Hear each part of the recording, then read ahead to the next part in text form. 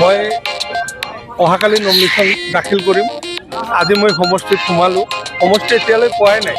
সমষ্টিৰ আগফালে সমষ্টি পোৱাৰ আগতে ইয়াত আমাৰ মণ্ডল কংগ্ৰেছ, ব্লক কংগ্ৰেছ আৰু কংগ্ৰেছৰ বিভিন্ন শাখাৰ কৰ্মকৰ্তাসকল আৰু আমাৰ স্থানীয় গ্ৰাছৰুট কৰ্মীসকল, মই মুৰব্বীসকল সকলো আহি পাইছে।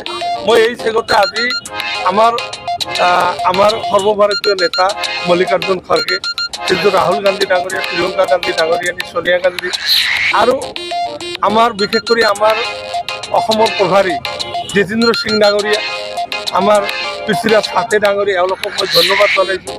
আৰু বিশেষ কৰি আমাৰ অসমৰ যিজন সভাপতি মাননীয় গৌৰৱ গগৈ MP ছাৰ, তেখেতে মোক আজি এই গুৰু দায়িত্ব দিছে, ইয়াত মোক টিকেট প্ৰদান কৰিছে।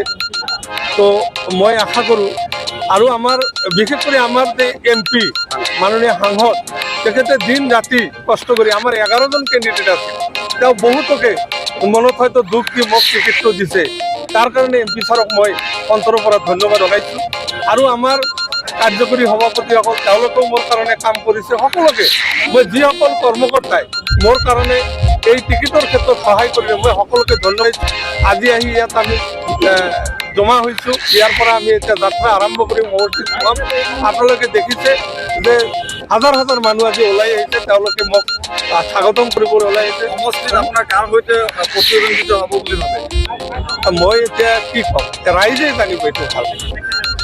মই তেনেকুৱা নাজানো যে কাৰ লগত দিব, ৰাইজে বিচাৰ কৰি যাক যোগ্যভাৱে তেখেতকে দিব। মই আশা কৰিছোঁ ৰাইজ মোৰ পক্ষত থাকিব আৰু মোক বিপুল ভোটত জয়লাভ কৰাইছে। এইটো মই ৰাইজৰ প্ৰতি আহ্বান জনাইছোঁ।